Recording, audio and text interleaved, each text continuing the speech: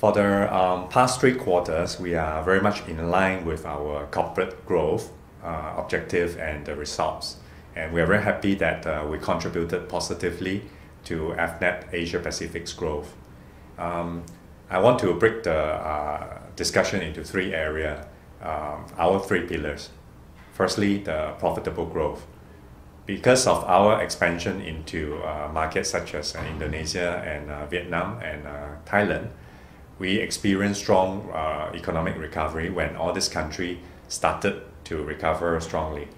Like for example, in Indonesia and Singapore, we are experiencing a very high amount of growth because of many industries trying to catch up on the maybe the opportunities that has not been presented to them until today.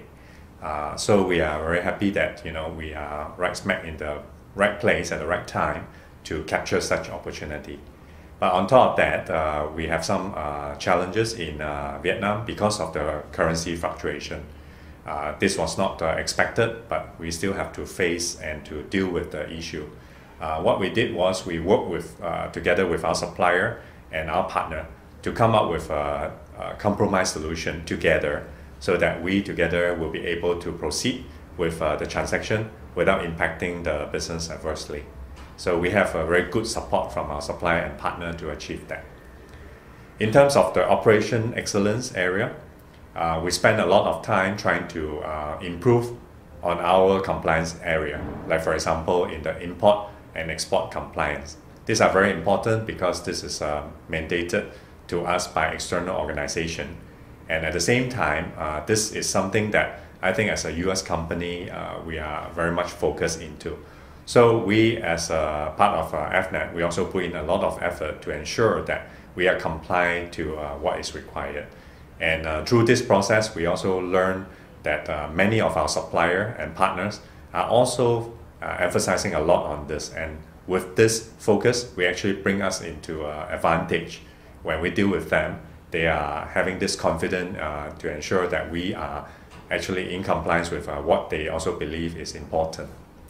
So on top of that, we also did an internal audit to try to see there are areas that we could improve in our process.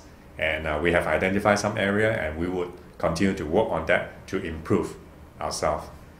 Finally is the area of people development. We identify training as one of the key areas for us to help our people to grow within the organization. So we engage our director in the HR to conduct certain leadership training as well as even presentation skills to help them to grow and then so that they can use the knowledge and then to serve our customer better. So FY11 has been very exciting and rewarding, and we're also looking forward to as an exciting year as it is in FY12.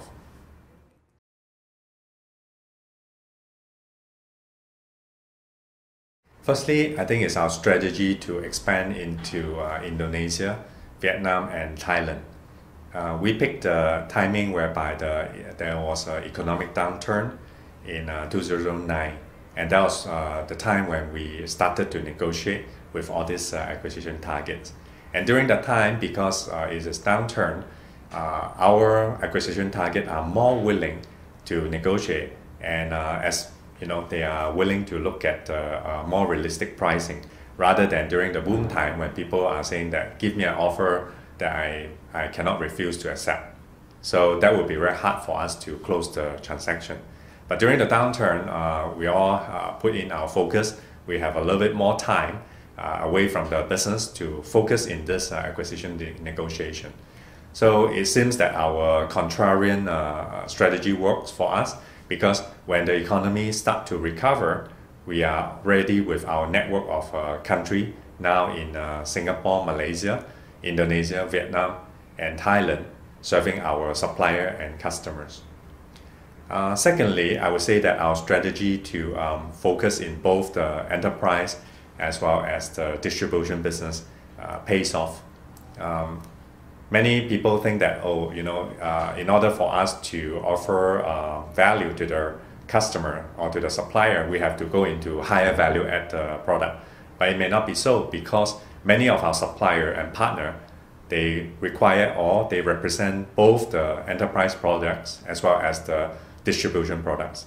So, however, they cannot find any distributor in the market that can actually help them to offer this distribution to of both the enterprise as well as the distribution product to order in the market. So what happened is we see that as an opportunity, and we go into this both of this focus. And example, in Indonesia, because of our strong presence in the distribution business, when we see that we need to grow beyond the distribution, we hire a team of enterprise sales, and then we grow the enterprise business. And within 9 months, we managed to achieve the target for the full year. So this is one example whereby it helps us to be both profitable and as well as to serve the needs of our suppliers and partners. And finally is our global presence as well as our focus in the compliance. Because of our global presence, many of our partners in other parts of the world would like us in Asia Pacific to support them in their business. That could be driven because of their end user customer coming over to Asia. So they would like us to support them as an Avnet team. And because of that, we are able to, because of our network, we are able to offer this support to them. And we are also working very closely with them to see what type of expectation they have for their customers. So this is our competitive advantage, and we did it very well so that that actually drive our growth. On top of that, because of our focus in compliance, many of our supplier and customer are also require us to be at the same level of compliance as they do. So what happened is, because of our focus, they would like very much to work with us.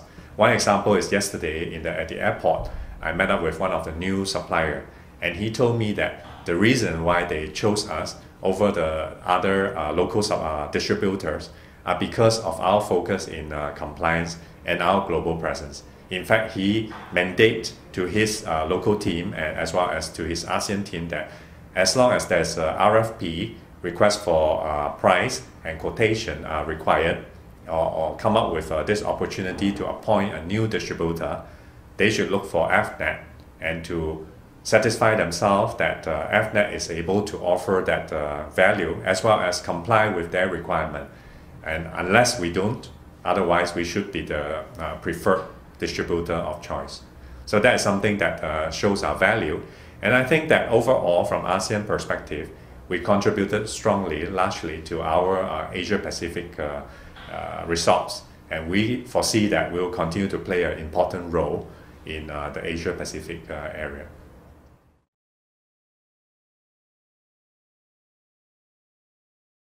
I feel that one of the areas that could be very important in the IT industry is security. And recently we read from the paper there are major gaming companies that potentially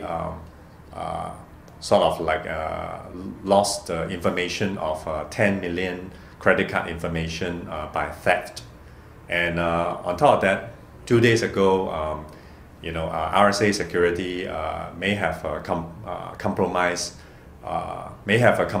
in that two-factor authentication with major defense authority. So this type of exposure actually is very costly.